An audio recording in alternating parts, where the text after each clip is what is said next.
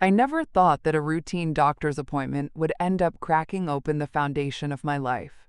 It started with a lie so simple I almost missed it.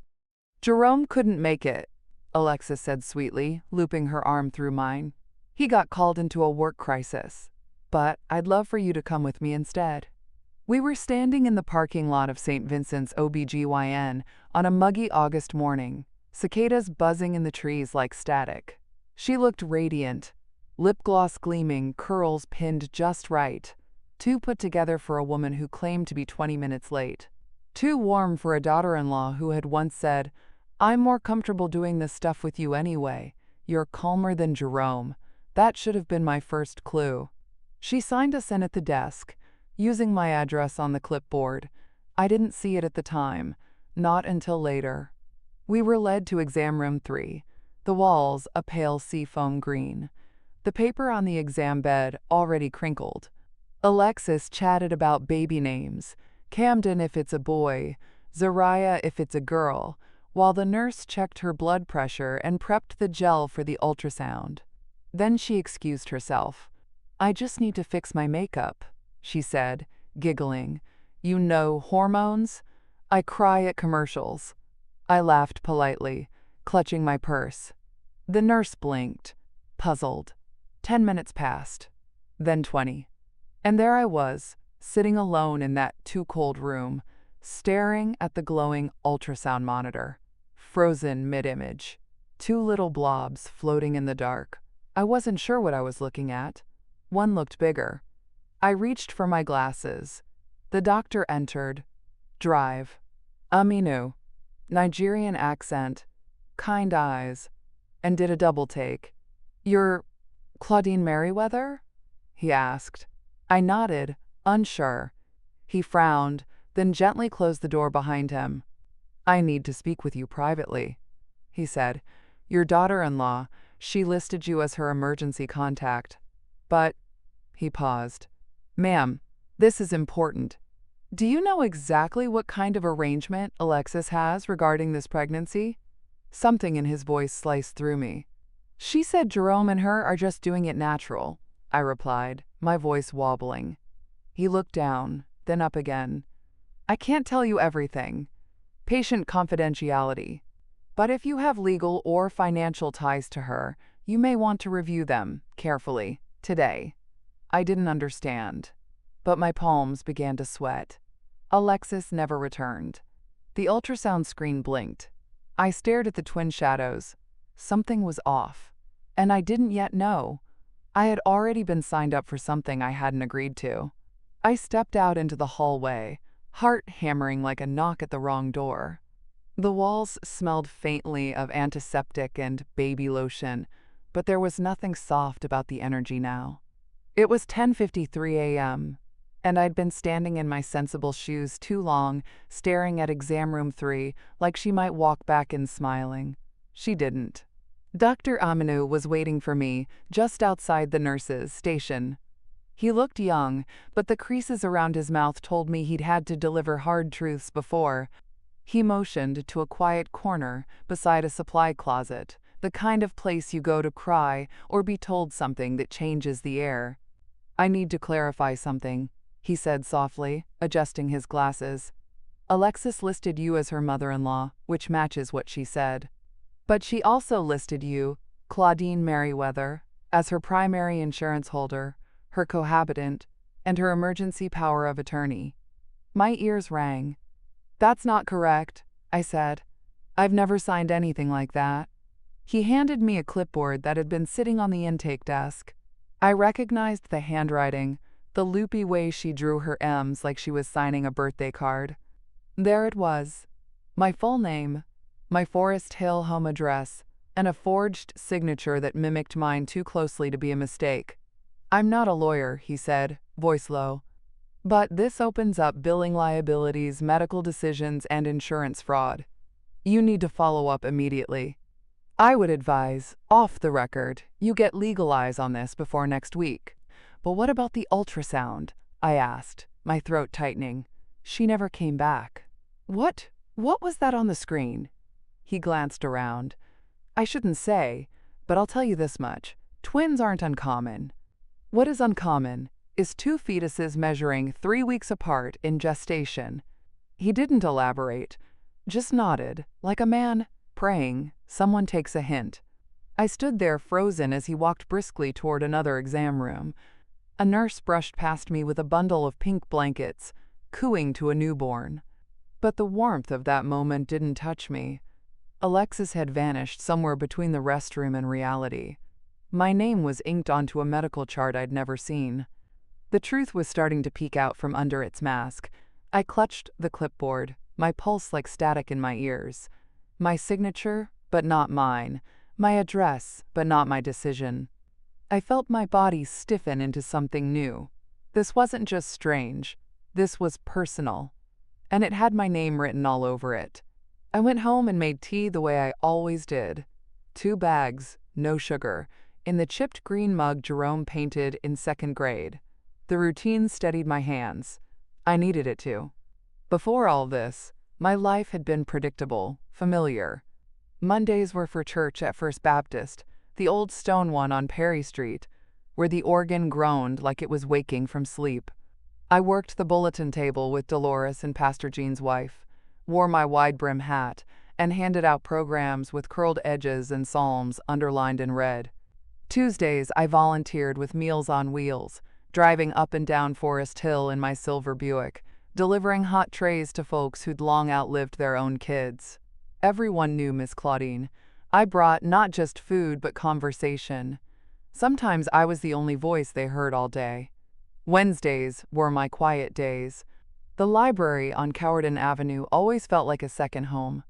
I'd shelve books and sip lukewarm coffee with the other retirees, trading crossword tips and knee pain stories. Thursdays and Fridays? Errands, grocery runs, sometimes dinner with Michaela and her mama next door. Saturdays I cleaned. Sundays I rested. My calendar, still pinned by a magnet shaped like a collared green leaf, reflected it all. Neat squares filled in with appointments and reminders in blue ink. A full life, if small. A faithful one. That's why Alexis's sudden warmth that morning had startled me. She used to text me sweet messages. "Hope you're eating today, Mama C. Red Heart." But they slowed after Jerome took that contract job in Charlotte last fall. I figured stress or distance had cooled things. Or maybe it was just marriage. I had tried to give them space. I didn't pry when Alexis stayed behind in Richmond while Jerome bounced between Airbnbs and dev servers. She said, quote, "I don't want to uproot the baby." And I believed her. Maybe I wanted to. The truth is, I liked feeling needed. When Alexis would pop in with cravings for lemon pepper wings or leave folded laundry on the dryer, just because, I felt useful. She'd lean on the counter, call me her second mom, ask for old wives, tales about pregnancy and heartburn. I never thought to question the bills or the insurance or why she hadn't switched her address. I never thought she'd use my name for anything but her emergency contact. That day after the clinic, I opened my daily planner and stared at the entries. 9 a.m. OB visit with Alexis. The square below was blank. The life I'd built had no place for fraud or vanishing acts, but something told me I'd need to make space for both now, because whatever this was, it wasn't just going away. I can still picture the first time Alexis called me Mama. It was the week before Thanksgiving in 2022. Jerome had just packed up his duffel bag for a 3-month coding contract in Raleigh. He kissed her goodbye like he was late for a train and barely looked back. I thought she'd be heading out too, but Alexis lingered. She stood in the doorway of my kitchen holding a mug I hadn't offered, eyes pink and shoulders hunched like she'd been crying. I was pulling a sweet potato pie from the oven when she said it, voice trembling. "You're the mother I never had." I remember stopping mid-motion, dish towel still in my hand, heart lurching toward her. I didn't know then that grief could be manipulated like a string. "Stay as long as you need," I said, and she did. She moved into the guest room without me needing to ask. Said the apartment she and Jerome had leased was noisy, full of plumbing issues. I made up the bed with fresh sheets and left a towel folded on top, the way my own mama used to do. That first night, I heard her crying through the wall.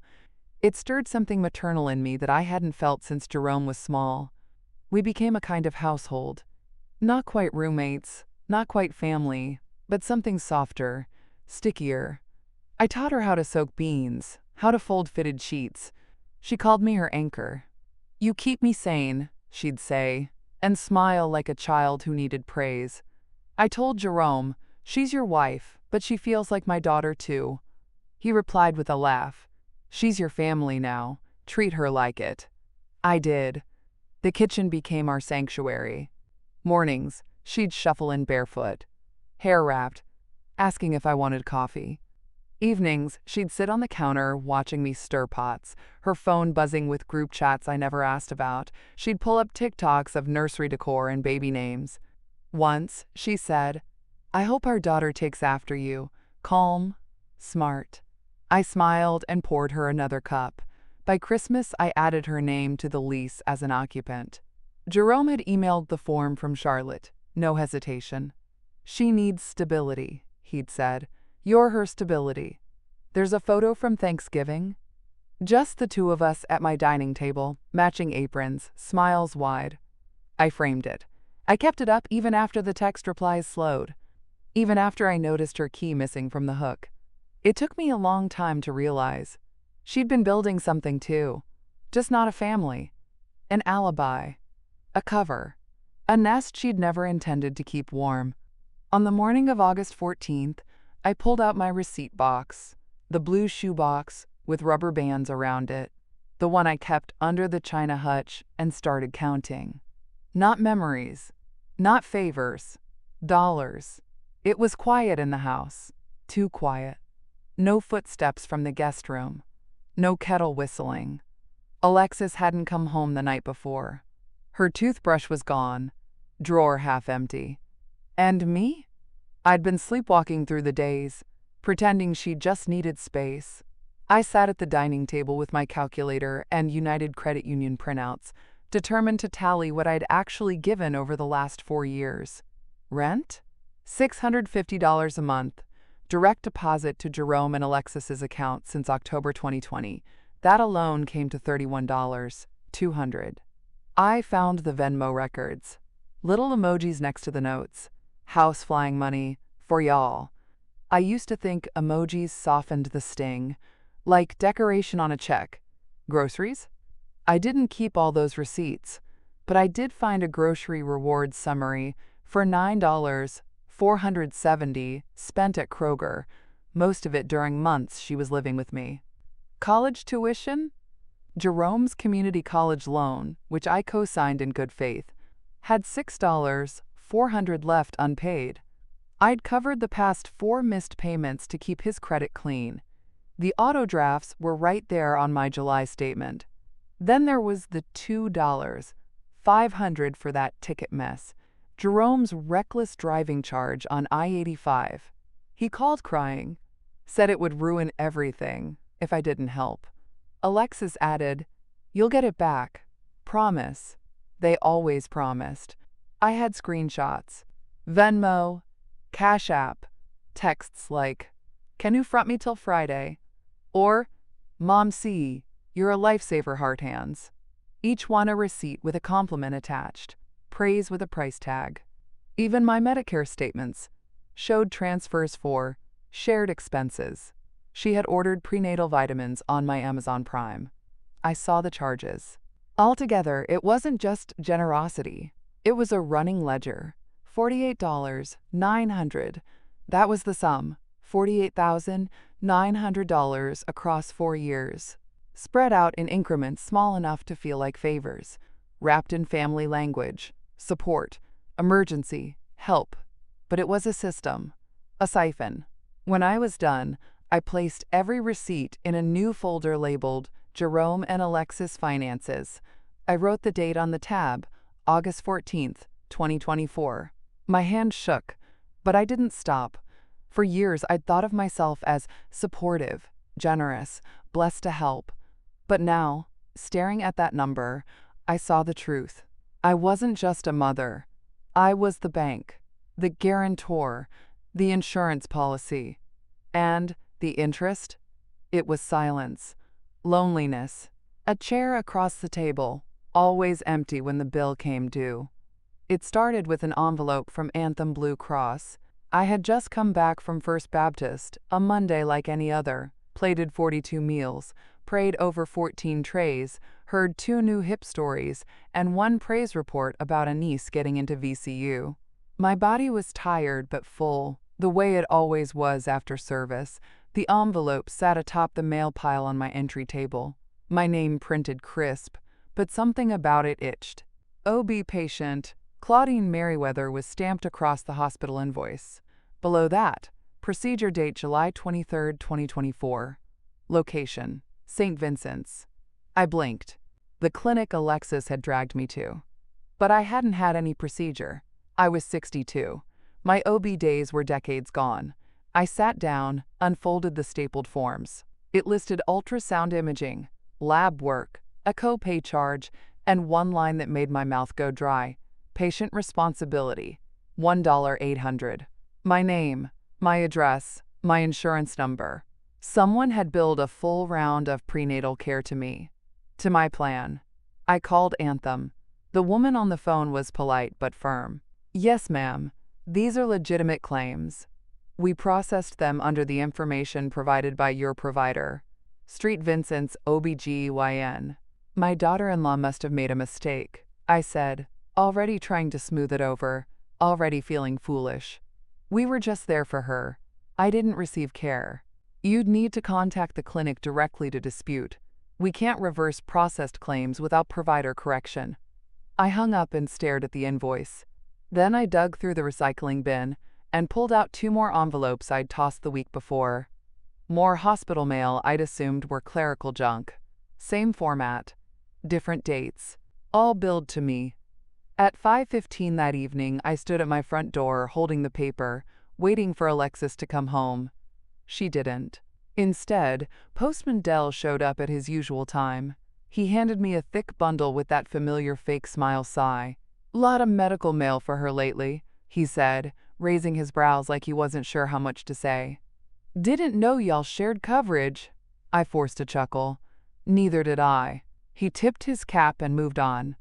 Inside, I laid every envelope out across the coffee table. 1, 2, 3, with her doctor's name. All addressed to me. When Alexis finally walked in at 8:32 p.m., hair damp, sandals in hand, I held out the invoice like a weapon. She glanced, then waved it off. "Oh, that?" "Just a billing mix-up. I had to fill out a form fast, probably typed her info by mistake. Typed my name, my insurance, and my Medicare ID number." She kissed my cheek, too casually, and breezed past me to the bathroom. And I stood there, heart thudding, feeling the slow, sick certainty that this wasn't a mistake. This was a pattern, a beginning. The next evening, August 13th, I stood in my bedroom doorway and felt it before I saw it. Absence. The closet door hung half open, one side looking barer than it should have. Her sandals were gone. So was the pink duffel she kept by the guest bed.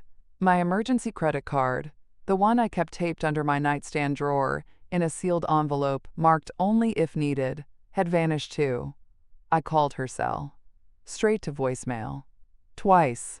3 times. I opened our text thread, old messages full of heart emojis and "Thanks, Mama C," but the last few had gone unanswered. I checked Instagram. Her story showed a fancy smoothie with chia seeds and a caption. "Self-care starts with disappearing nail polish, medium skin tone, sparkling heart." Disappearing. The word hit me like a slap. I texted Jerome, "Have you heard from Alexis? She's not home and hasn't answered my calls." His reply came fast. Too fast. "Jerome, she's overwhelmed. Pregnancy's been hard. Give her space." No punctuation, no warmth, not even a question back. I stared at the screen, thumb hovering. Then I called him. Voicemail again. I didn't leave one. Instead, I went to the guest room. Sheets rumpled. Dresser drawers open just enough to confirm what I already knew. Clothes missing, jewelry box gone. Her side of the sink in the hall bathroom was wiped clean. And my keychain, the extra house key I always kept hanging on the hook by the front door, was missing. That one unlocked everything. Front door, side gate, garage. I stood in my own hallway, lights dim, listening for sounds that wouldn't come. The air felt hollow, like something sacred had been quietly ransacked, and that's when the fear turned into something colder. Not grief, not confusion, calculation. I picked up my phone and called Dolores from church. She was blunt and faithful in equal measure. Always said, God gave us discernment for a reason. Baby, she said after I explained, that girl been playing long ball since she called you mama. Ain't no pregnant woman up and ghosting with your key and card by accident. I sank onto my bed, her words coating me like balm and fire at once. She's not overwhelmed, Dolores said. She's plotting. I didn't cry. I'd already done that. For Jerome. For the family I thought I had. I sat still in the dark for a long time. Then I opened my nightstand drawer, took out the little ledger where I tracked my monthly tithes and Meals on Wheels deliveries, and added a new column. August 13th, 2024. Missing. Key. Emergency card. Daughter-in-law. Remaining. House. Clarity. Clarity. It was the first time in years I wrote something down for me. The alert came at 9:42 a.m. the next day. United Credit Union, a transfer of $7,000 has been completed from your joint savings account ending in 4018. I stared at the message on my phone, the way you look at smoke before you smell the fire. That account was only ever for emergencies, real ones, a surgery, a funeral. It had sat mostly untouched for 3 years, except for the monthly interest Jerome set up when he first convinced me to open it, for family needs. I hadn't touched it in over a year. I hadn't authorized anything. I drove straight to the Broad Street branch, chest tight the whole way. My hands shook so badly at the wheel, I nearly ran a red light. Inside, the air conditioning blasted too cold. The carpet smelled like printer ink and peppermint. I asked for Marcia Green, the bank manager who'd helped me set up the account in 2021. She took one look at my face and led me into her office. Something's wrong, I said, placing my phone on her desk. This transfer, I didn't make it. She tapped through the terminal, her eyes scanning fast. August 15th, 8:19 a.m., she said quietly. Online transfer, logged in from a Charlotte IP address. Charlotte? I said, breath-catching. Jerome's new city. She turned the screen toward me. There it was, $7,000 moved out, memo line reading, prenatal surrogacy deposit. My stomach flipped. Surrogacy? I leaned closer. This was Alexis. Marcia frowned. The system shows access using an old login. The one your son helped you set up 3 years ago. Still had the same password. I'm so sorry, Mrs. Merriweather. I couldn't speak for a moment. That money was supposed to be for house repairs. For maybe a cruise next spring. For dignity. Marcia printed the transaction details and slid the page across the desk. You want to freeze the account? She asked gently. We can revoke external access, issue a new PIN, reset every login. Yes, I said. Immediately. I stared at the phrase prenatal surrogacy again and again, my hands damp on the desk. Whose baby? What kind of arrangement was this? And why did Alexis need to move money fast from my account? Marcia tapped a few final commands, then leaned back. You're secure now. But I recommend pulling statements for the last 6 months, just in case. I folded the printout and placed it in my purse like a weapon. Outside, the Richmond sun had turned brutal. I stood on the curb blinking into the light. She had reached into my home, my health, my finances. This wasn't just fraud anymore. This was premeditated. And I was finally wide awake. The rocking chair creaked beneath me, soft and steady, as the porch fan stirred the thick August air. It was the only thing moving. I hadn't spoken to anyone since the bank. I needed quiet to think, to feel the betrayal land fully in my bones. That afternoon, my phone lit up with a text from Jerome. Jerome, just let it go, Mom. It's complicated. No hello, no question if I was okay. Just a command. A warning, even. I read it again. Let it go. Like this was a minor disagreement. Like I hadn't watched my money walk out the front door with his wife. I opened our old thread and scrolled. So many messages over the years. Jokes. Grocery lists. Requests. Can you help with rent? Do you still have my W-2? We appreciate you so much. Now silence. Followed by this. I didn't respond.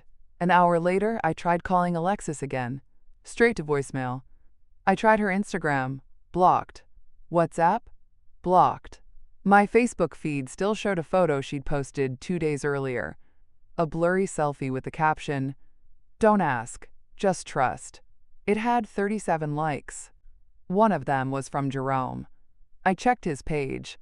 I was still connected, but when I clicked through his photos, something had changed. He'd removed the one of us from last Christmas, the one where I was in my red sweater, arms around him. Gone.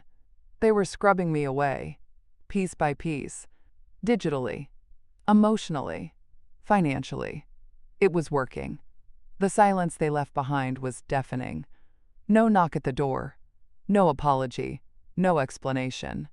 I sat there on my own porch, in my own chair, holding a phone that suddenly felt like a brick.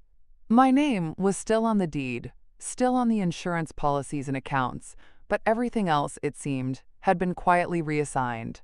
The last string snapped when I opened my banking app and saw the profile photo on the joint account. Alexis, smiling. She'd uploaded it to the user avatar. Her face, beside my name. I closed the app, turned off the porch light, locked the door. Inside, the house smelled like furniture polish and lavender, but it felt colder, emptier. I walked through the hallway and into the kitchen, the one I'd shared with her for nearly 2 years. Her mug still sat by the sink, lipstick stain fading. Her favorite blanket was crumpled on the arm of the sofa. For a moment, I missed her, and then I hated myself for it. Because the worst part of betrayal isn't the crime. It's realizing they never saw you as real to begin with. Not a mother, not a person, just a portal, just a wallet. And now I had no choice but to become real again. Alone, but awake. On the morning of August 19th, I drove back to St. Vincent's with a copy of the hospital invoice and a fire in my chest I hadn't felt since my husband's funeral. Not grief. Resolve. The receptionist smiled absently when I approached the desk. "Name and appointment time?" she chirped. "I'm not here for an appointment," I said, setting the folder on the counter. "I'm here to find out what was on that ultrasound. I need to speak to someone in charge." She blinked. "Are you the patient?" "No," I said. "But I was in the room when the scan happened, and I just received a $1,800 bill in my name for it." That caught her attention. "Wait here, please." 10 minutes passed, then 15. A woman in scrubs approached. Tight smile. Corporate energy. She introduced herself as Diana from compliance and asked me to follow her into a glassed-in room lined with beige folders and motivational posters. "Ms. Merriweather," she said, smoothing her blouse, "I'm afraid we can't discuss Alexis's care with you. She's filed a complaint, alleging that you became disruptive during her appointment." My mouth dropped. Disruptive? She left the room and never came back. "I understand this is frustrating," she said, voice syrupy.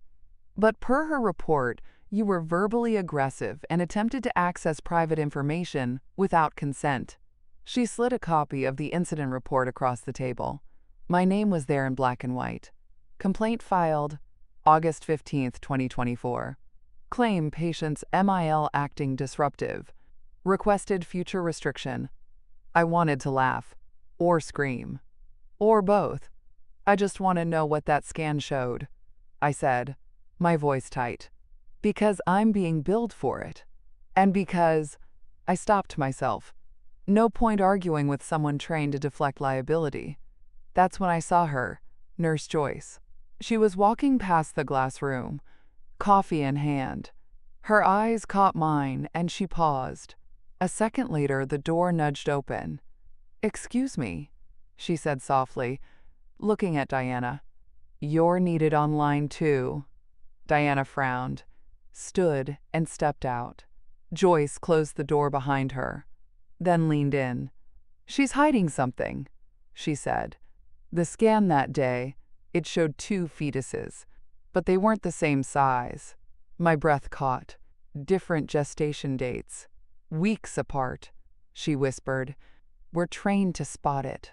That usually means something arranged." She didn't say the word. She didn't have to. "Why are you telling me this?" She hesitated. "Because I've seen women like her. And I've seen women like you pay the price." She slipped back out before the compliance officer returned.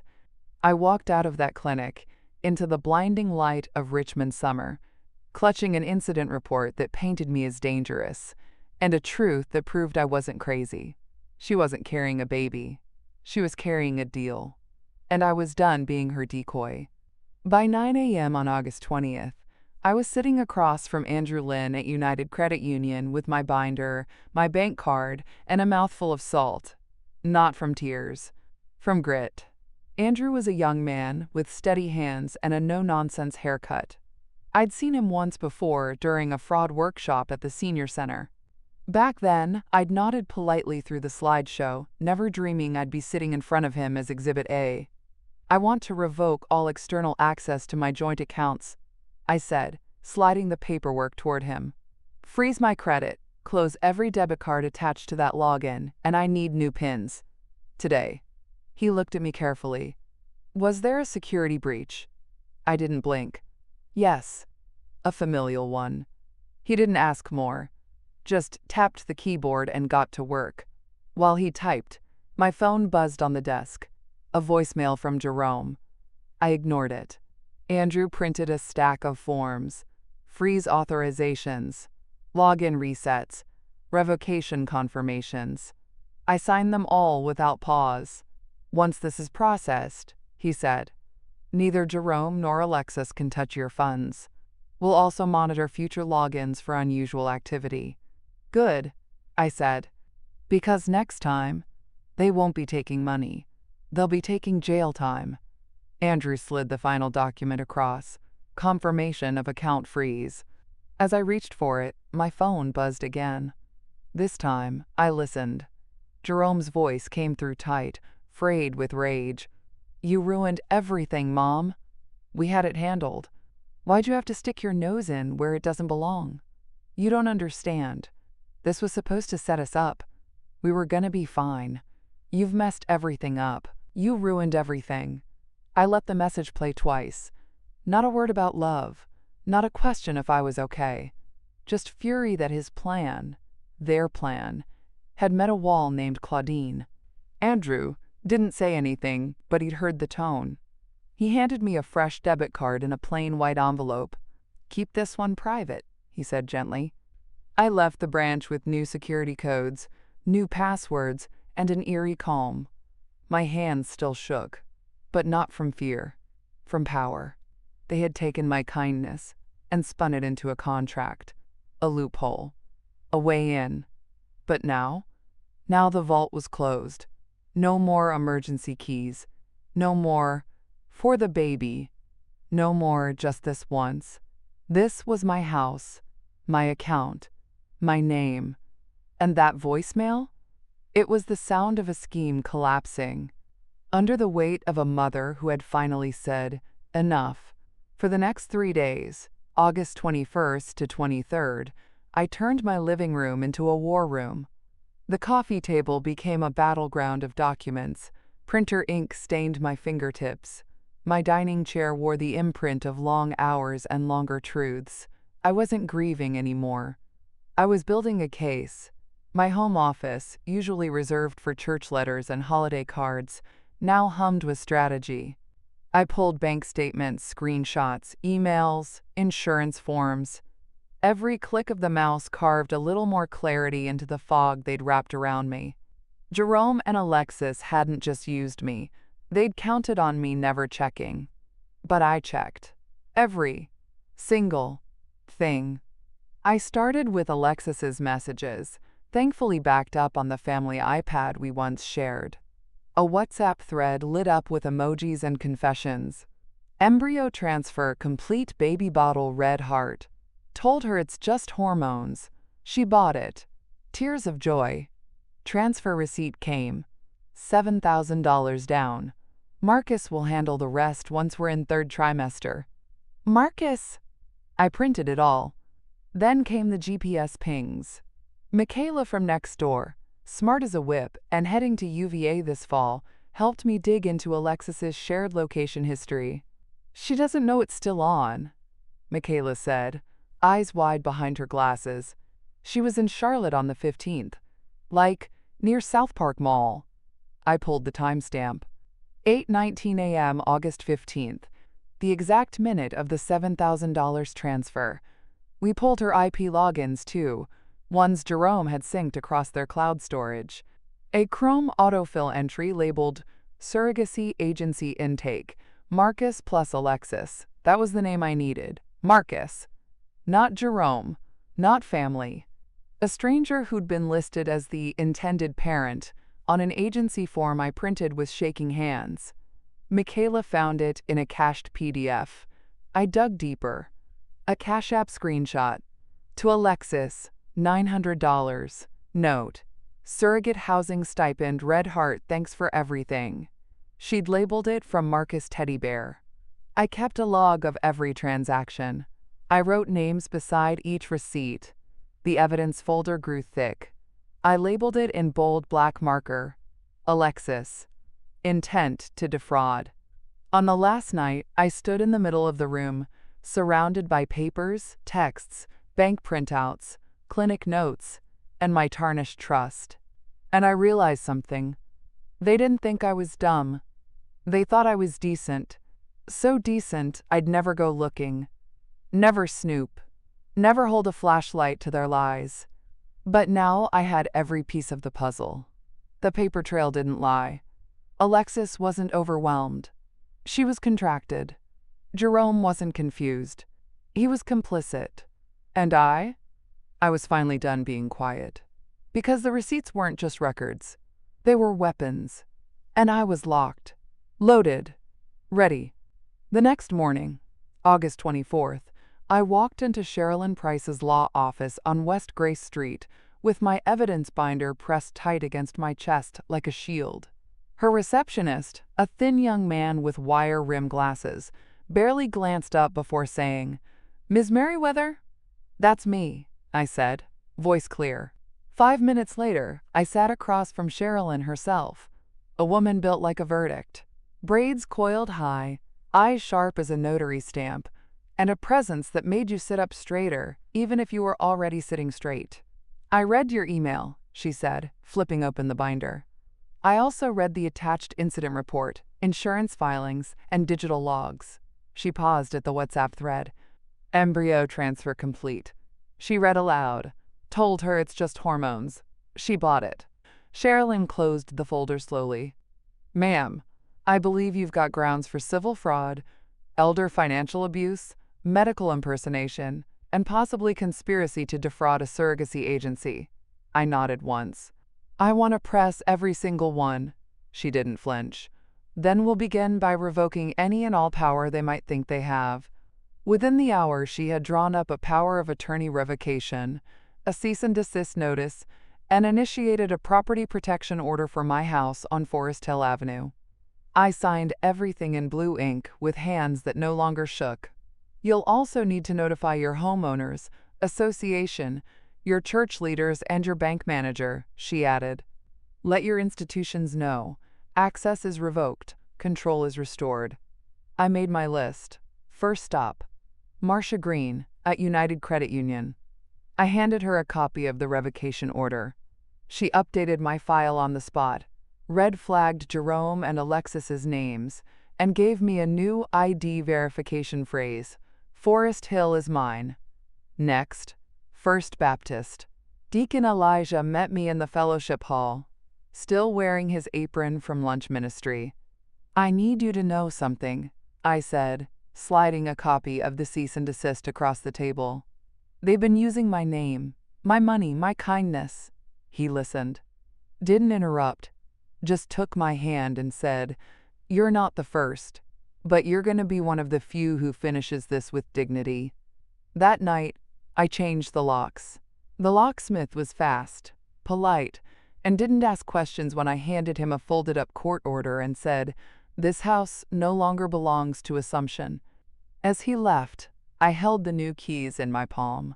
3 institutions, 3 allies, 1 restored gate. Because this wasn't just cleanup. This was the beginning of my counterclaim. 4 days later, on August 28th, I stood on the courthouse steps holding a manila envelope stamped CV 4219. The air was sticky with late summer heat, but I felt cool beneath my linen dress. Controlled, contained. Sherilyn walked beside me, heels clicking like punctuation. We had just filed our civil fraud motion against Alexis Lovelace Merriweather and requested a temporary injunction to freeze any legal access they might still claim to my home, funds, or medical records. "This is step 1, Sherilyn said. "We're putting a legal padlock on your life." We'd filed 4 documents that morning: motion for civil fraud, elder exploitation, Code Section 18.2 to 178.1, cease and desist enforcement request, petition to void medical proxy assignment based on falsified consent forms, deed restriction freeze on 908 Forest Hill Avenue. Inside the courthouse clerk's office, the woman behind the glass flipped through the pages slowly, then looked up at me with a trace of sympathy. "I don't know how folks sleep at night," she muttered, stamping each form. "Usually on Egyptian cotton they didn't pay for," I said dryly. By 1 p.m. it was official. Docket number CV 4219 had been assigned. I made the next call from the courthouse steps. Jerome answered, finally. "Mom, what now?" "You'll be receiving documents this afternoon," I said, my voice even. "You and Alexis are now under civil review for financial and medical fraud. Also, the house title is locked. No transfers, no liens, no fake leases." He was silent for a beat. Then, "You can't do this. She's carrying a baby. Then she better carry it honestly." "Mom," I ended the call. There was nothing left to say. Later that day, Sherilyn submitted our filings to the Richmond County Clerk's online database. Public record. No hiding. Then we emailed the surrogacy agency, attaching Alexis's forged medical documents, highlighted with side-by-side comparisons to my real signature. We also included a notice that I'd been listed without knowledge as a financial sponsor. 2 hours after the email was sent, the agency replied, quote, "Thank you. We are launching an internal review, effective immediately." We were turning the tide. By sundown, I stood on my porch watching a courier deliver the first set of legal packets across the street to Alexis's cousin's house, where she'd been seen ducking in and out. From that moment on, nothing she signed, spent, or claimed could pass as casual. This wasn't about revenge. It was about making things real. On paper. With dates. With teeth. Because for too long, they'd counted on my silence. And now? My words were stamped, sealed, and filed. 2 days later, on August 30th, Alexis made her move. She showed up at the United Credit Union branch on Broad, walking in like she owned the air. Marcia Green called me at 9:08 a.m., voice tight but calm. "She came in posing as you," she said, "tried to withdraw $4,000 cash." I stopped breathing for a second. "She had your old ID, well, a fake with your name but her photo, same address, and she rattled off your social like it was hers." My knees nearly buckled. "What happened?" "I stalled," Marcia said. "Told her we needed a manager override. Hit the silent alert. Security footage already pulled. She left before officers arrived, but we have the stills. And the slip. I didn't need to ask what slip. The fraudulent withdrawal form, filled out in my name, signed in her loopy, birthday card handwriting. Marcia continued. We flagged her in the system permanently. If she even breathes near one of our ATMs, it pings. And we've added a biometric lock to your account. Voice ID now required for all transactions. Thank you, I whispered, because my throat wouldn't let out anything louder. After we hung up, I sat at the edge of my bed, hand on my chest. She'd walked into a bank and tried to become me. That's what made my skin crawl. Not just the theft. The audacity. She believed so fully in her web, she thought she could wear my skin like a costume. But Alexis didn't know the doors were closing fast. She didn't know every move she made now had an audience. That afternoon, Sherilyn emailed the bank surveillance stills directly to the fraud task force attached to our civil suit. Then we filed an emergency motion for pretrial protective order. It would prevent Alexis from approaching any financial institution under my identity, pending the fraud trial. At 6:03 p.m., Jerome called. "Why are you doing this to her?" he snapped. "She's pregnant. She's not thinking straight." "She was thinking clearly enough to sign my name," I said. "To cash my money, to pose as me. That's not desperation. That's design." He huffed. "She's scared." "So was I said. "For months. While she emptied my accounts, used my Medicare, and made me a shadow in my own life." He didn't respond. I hung up before he found a new lie to push. That evening, I stood in front of my bathroom mirror and looked at myself. Really looked. Not the woman they painted as soft, gullible, old, but the one who had built a paper wall so thick, not even Alexis's best smile could charm her way through. And now, she'd given me something even stronger than proof. Intent. She wanted my life. But all she was going to get was consequences. By September 3rd, I had set the date, the location, the tone. First Baptist Fellowship Hall, 6 p.m. sharp. I called it a family accountability gathering. But everyone who received the invite knew what it really was. The reckoning. The folding chairs were set in neat rows, every other seat marked with a printed agenda. Michaela ran the projector. Deacon Elijah would moderate. Marcia from the bank brought the printed financial summaries in sealed envelopes. People began trickling in around 5:45. Church members. Old friends. A few of Jerome's childhood buddies, who still looked at me like I made the best lemon pound cake this side of the James. Even Alexis's cousin, who'd been hosting her, walked in late, lips tight. Jerome arrived at 6:12, sweating and defensive. "This is dramatic, Mom," he said before he even sat down. "No," I replied evenly. "This is documentation." At 6:15, Alexis strutted in like a woman late to brunch. Tight dress, a hand on her belly, a small smirk tugging at her glossed lips. She looked around like it was a wedding shower. Then the lights dimmed. I walked to the front and turned to face them, not as a mother or a victim, but as the executor of truth. "This is not about shame," I began, voice clear. "It's about accountability and receipts." The first slide clicked on, a screenshot of the $7,000 transfer. Then, the surrogacy invoice listing, intended parents, Marcus plus Alexis. Then, the WhatsApp chat, Alexis's words in bold, laughing at how easily I'd believed her. Then, the withdrawal attempt form, her handwriting under Claudine Merriweather. Finally, the side-by-side scan dates, twin fetuses with different gestation markers. A low murmur moved through the room. I didn't pause. "This woman," I said, pointing to the screen, "posed as me, charged my Medicare, drained my savings, and made me a legal sponsor in a surrogacy contract I didn't know existed." Gasps. Deacon Elijah stepped forward. "All financial evidence has been independently verified by United Credit Union and Ms. Merriweather's legal counsel." He nodded to Sherilyn, who sat in the front row, calm and still as a gavel. Jerome stood up. "She didn't mean to hurt anyone."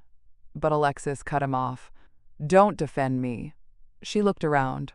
Her eyes darted. Her mouth opened, then closed. For the first time I saw it. Recognition. Not of guilt. Of consequence. I stepped down from the front and returned to my chair. The lights stayed low. The silence was thick. Because in that church hall, under the fluorescent lights, between hymn boards and folding chairs, I'd done what they never expected. Presented the truth with documentation, and made the lie answer to the room. At 6:47 p.m., Sherilyn stood, lifted the final folder from her lap, and walked calmly to the front. "I have one last document to read into this gathering," she said, opening the binder labeled in gold foil, "Intent to defraud, Exhibits B through F." She didn't raise her voice. She didn't need to. The weight of her words did the lifting. "This," she said, holding up a 5-page contract, "is a signed agreement between Alexis Lovelace Merriweather and the family of Marcus DeWitt, outlining terms for a private surrogacy arrangement valued at $36,000. The intended medical sponsor listed is Claudine Merriweather. The insurance beneficiary listed is also Claudine Merriweather. The contact address, phone, and Medicare ID are all hers."